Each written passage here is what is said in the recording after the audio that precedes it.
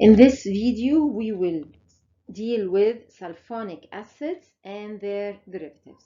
Let's first start with sulfonic acids. What are sulfonic acids? Sulfonic acids are a group having a sulfur that is doubly bonded to two oxygens and attached to an OH. They have exactly the same structure like carboxylic acids, with one difference. They have two double bond O and not just one double bond O. So this sulfur is carrying a much higher positive charge than the carbon of the carbonyl. Accordingly, this H, when removed, you will stabilize the negative charge by two resonance. You can have a resonance with this oxygen, and you can have a resonance with the second oxygen. So this is a highly stabilized negatively charged compound. It has the negative charge distributed between three oxygens. So it's a very highly stabilized compound, and accordingly these compounds are acids. These compounds can be any benzene ring that is carrying a sulfonic group. As we said, the sulfonic group is an SO3H. Two of these oxygens are doubly bonded to the sulfur, and the third oxygen is in the form of a hydroxyl group. And that's why these are acids. You can have the simplest form, which is the benzene sulfonic acid, or you can have substituents on the ring like the toluene sulfonic acid, or the hydroxybenzene sulfonic acid, or the amino benzene sulfonic acid. You can have whichever group on the benzene ring. These are the different derivatives of the sulfonic acids. How do we synthesize these compounds?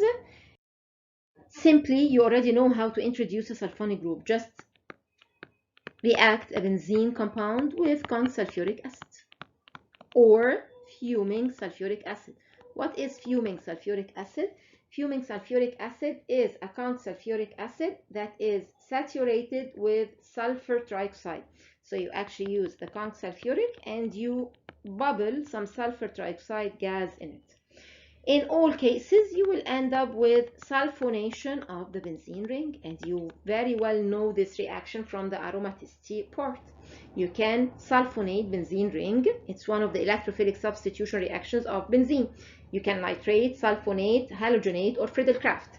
So one of the reactions is the sulfonation, giving the sulfonic benzene compounds. Another way for sulfonating these groups is using the chlorosulfonic acid. Again, if you chlorosulfonate these compounds, they will give first the sulfonic acid. However, if you use another molecule of chlorosulfonic acid, you will end up with the sulfonyl chloride, which is an acid halide. It's exactly the same as acid halides in all its characters. It's exactly similar to this compound with only one difference, which is this is only one double bond O, while the sulfonic part is two double bond O's. This is the only difference. Remember, if you use only 1 mole, you will end up with the benzene sulfonic acid. However, if you use 2 moles, you will get the chlorinated compound. This is what we have already discussed. Their structure, as we said, they are sulfonic groups, an SO2 and then an OH. Their synthesis either by simple sulfonation of the benzene ring or chlorosulfonation, but by 1 mole of the chlorosulfonic acid. If you use 2 moles, you will end up with the acid halide. The reactions are very simple reactions. They are exactly the same as acids. Remember, what was the first reaction of acids? It's the acidity. So it's the salt formation. You can actually prepare a salt of these compounds. You can use these compounds and you can add any base to them. For example, something like sodium hydroxide. You will end up with the salt. You will abstract the proton and you will end up with the salt. Remember again that this is the first reaction. The second reaction relies on the fact that this is a benzene ring. It's the reaction of the side chain. This is a benzene ring having an electron withdrawing group on it, so you can actually perform all electrophilic substitution reactions. For example, you can actually sulfonate. You can add another sulfonic group. Where will it go? This is an electron withdrawing group, so it directs to the meta position. So you will have another sulfonic group at the meta position. One more reaction is this group is a strong electron withdrawing group. So it's actually putting a positive charge on the carbon directly attached to it. Remember, in case when you had a nitro group on the benzene ring, you were having a positive charge on the ortho and on the para positions, and you were able to react them with nucleophiles. The same applies to sulfonic groups. However, they will not direct to the ortho or to the para position. They will actually be removed. They will be substituted by your nucleophile. You can use whichever nucleophile you want. For example, hydroxy groups like sodium hydroxide. You can use amines. You can use cyano compounds. You can use thiol compounds. Whichever nucleophile you want, you can actually replace the sulfonic group. So they can perform, as we have mentioned, electrophilic substitution reactions, nucleophilic substitution reactions, and they can form salts. As we have mentioned, if you have a benzene and you have a sulfonic group on it, you can perform the electrophilic substitution reactions. You can, and this will be directed to the meta position. You can perform nucleophilic, since it's an electron withdrawing group, so it puts a positive charge on the ring, so you can perform nucleophilic substitution reactions, but this will remove the sulfonic group itself. It will go in the place of the sulfonic group. And finally, you can perform the salt formation, like any acid you have dealt with before. Going through these reactions, as we have mentioned, having a sulfonic group, the proton is acidic, so you can remove it by any base, forming the salt. The second reaction is the electrophilic reactions, and one example is the oleum. Oleum is fuming sulfuric acid, where you actually use conch sulfuric saturated with sulfur trioxide. You introduce a sulfonic group to the meta position. And finally, if you perform nucleophilic substitution reactions, your nucleophile will replace the sulfonic group. These are just examples of nucleophiles. Finally, we move to the derivatives of these compounds. We will deal with the halogenated, the acid halides, the sulfonyl chlorides, and the sulfonamides, which are equivalent to acid amides. Let's first deal with the acid halides.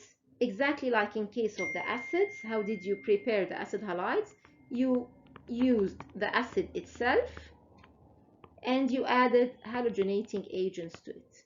In this case, you're going to just use the salt rather than the acid itself, and you will end up with the sulfonyl chloride compound.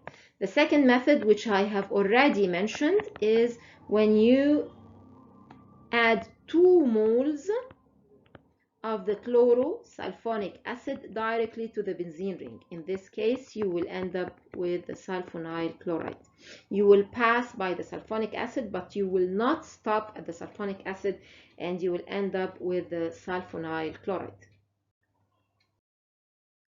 This is the two methods for the These are the two methods for the preparation: through the acid itself as a salt using a halogenating agent, or through the chlorosulfonic acid using 2 moles on the benzene ring. The reactions are exactly the same like the reactions of the acid halides, where you can actually use any nucleophile to remove the chloro group and replace it. So any nucleophile will just replace your halogen. This is one reaction. The second reaction, which is a very well-known reaction, the Friedel-Crafts reaction. Remember that these are exactly the same as acid halides. So you can actually use them to react with benzene in presence of aluminium chloride.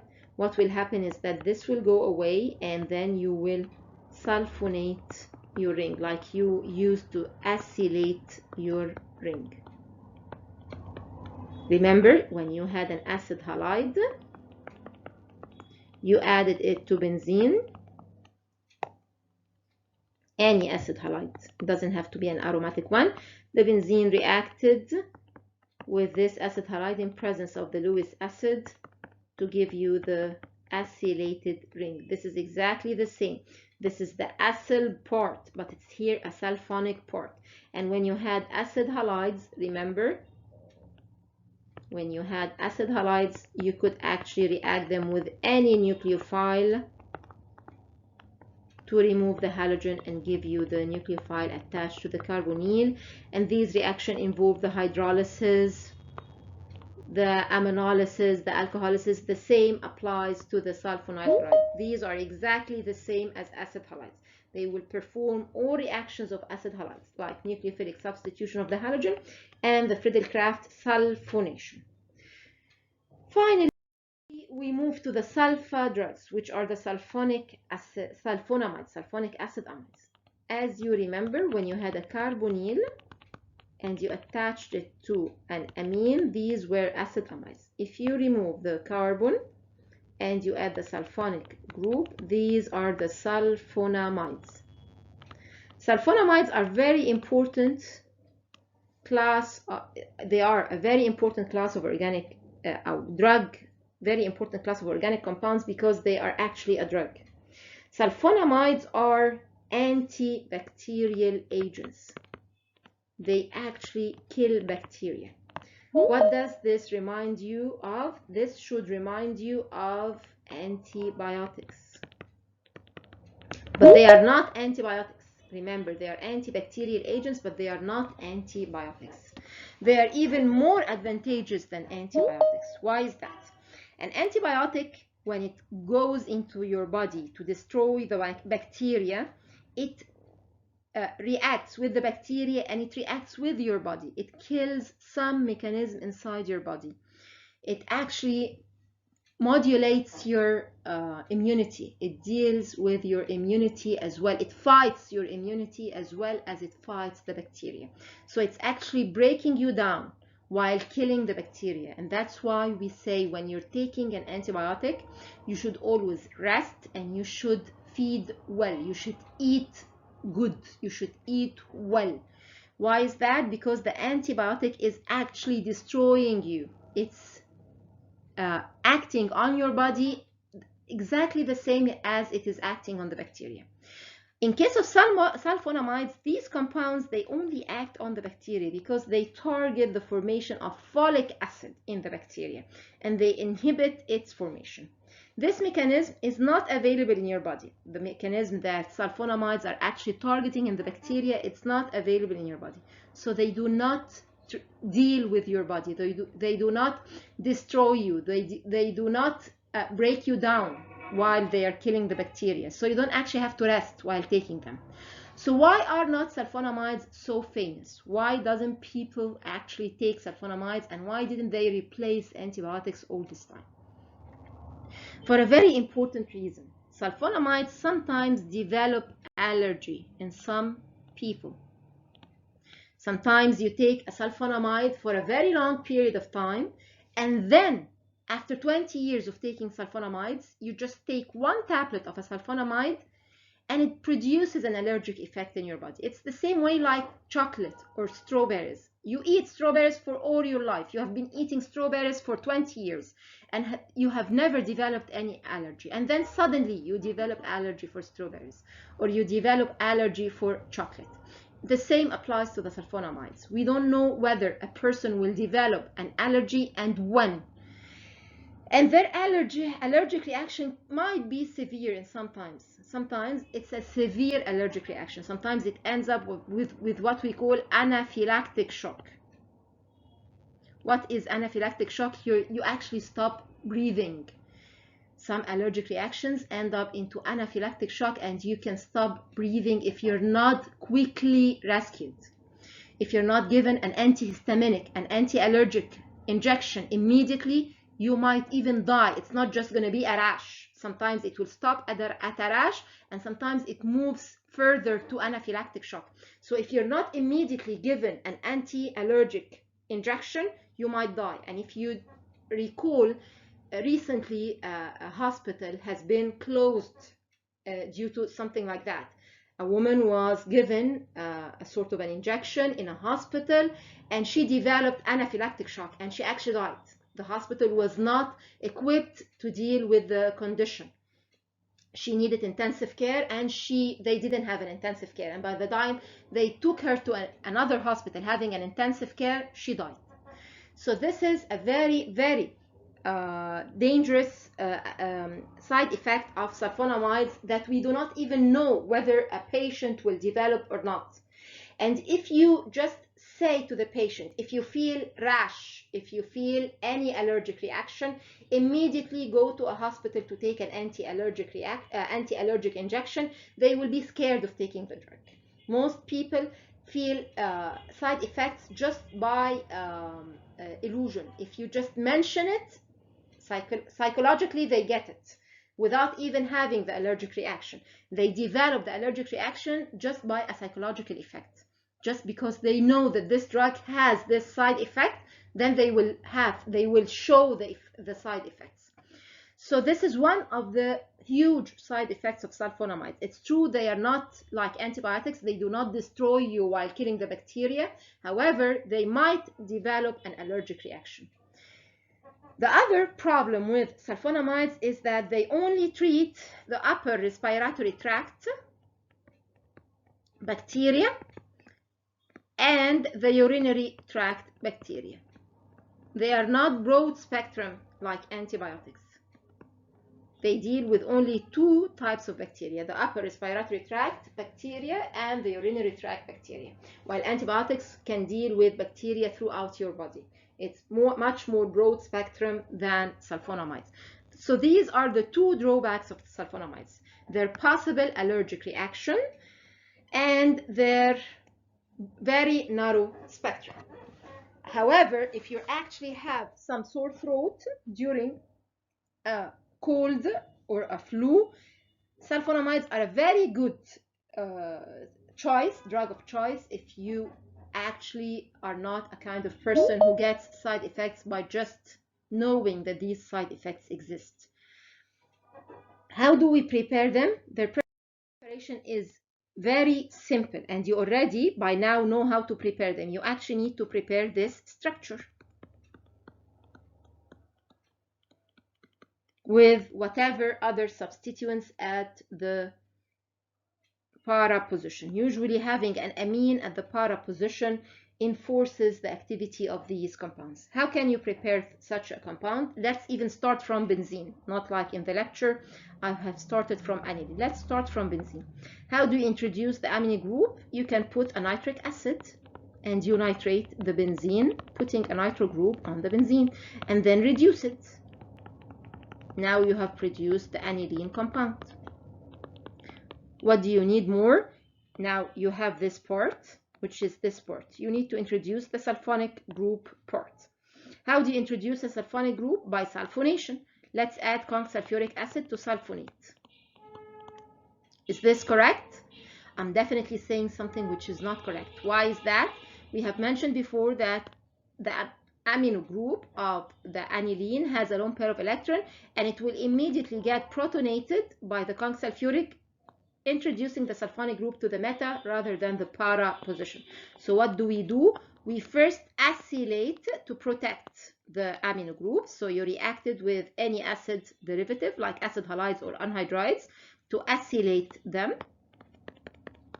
to reduce the lone pair of electrons, the availability of the lone pair of electrons on the nitrogen, and then you sulfonate. Should I sulfonate with sulfuric acid? I can sulfonate with sulfuric acid. However, if I sulfonate with the chlorosulfonic acid, I can actually prepare the chlorosulfonic group, which is much more reactive than the sulfonic acid itself.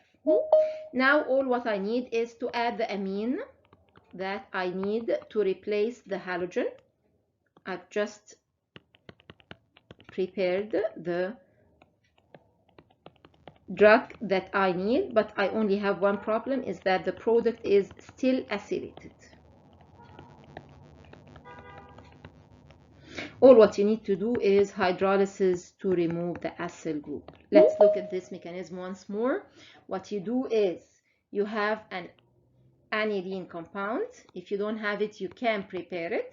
You first acylate it to stop any misdirection of the sulfonic group. So you acylate it to protect the amino group, and then you sulfonate using chlorosulfonic acid to introduce the sulfonic group that you need at the para position, and you add a chloro group at this sulfonic group to facilitate the reaction. And then you substitute the chloro group by an amine, whichever amine that you need, depends on the substituent that you want, depends on the sulfa drug that you're actually preparing. And then you have to remove the protecting group by hydrolysis, and you end up preparing sulfonamide. These are a huge class of antibacterial agents. Depending on the R, substituting the R here and substituting the R here and putting substituents on the benzene ring produces a huge class of antibacterial agents. You're going to deal with them in the courses of medicinal chemistry, the sulfonamides and their structure-activity relationship and how they deal with bacteria in your body. This is a drug that is actually available in the market. The sulfonamides are drugs, and this is how very simply applying your organic chemistry knowledge you can prepare these compounds. Let's look at these reactions. As we have mentioned, you can actually, when you're dealing with chlorosulfonic acids, you can substitute them with any nucleophile, and these are examples of nucleophiles, or you can perform the Friedel-Crafts reactions, where as we have mentioned, these are antibacterial agents that deal with the formation of folic acid in bacteria, and they do not have any effect on your body. They do not harm your body while killing the bacteria. As we said, you can prepare them by acylating aniline, then chlorosulfonating by 2 moles to produce the chlorosulfonic acid, and then replacing the chloro group by your amine as a nucleophile, giving the sulfonamide compounds, but they are acylated, they are protected, so just hydrolyze to remove the protecting group. This way we have finished the sulfonamides and we have finished the whole syllabus for this semester.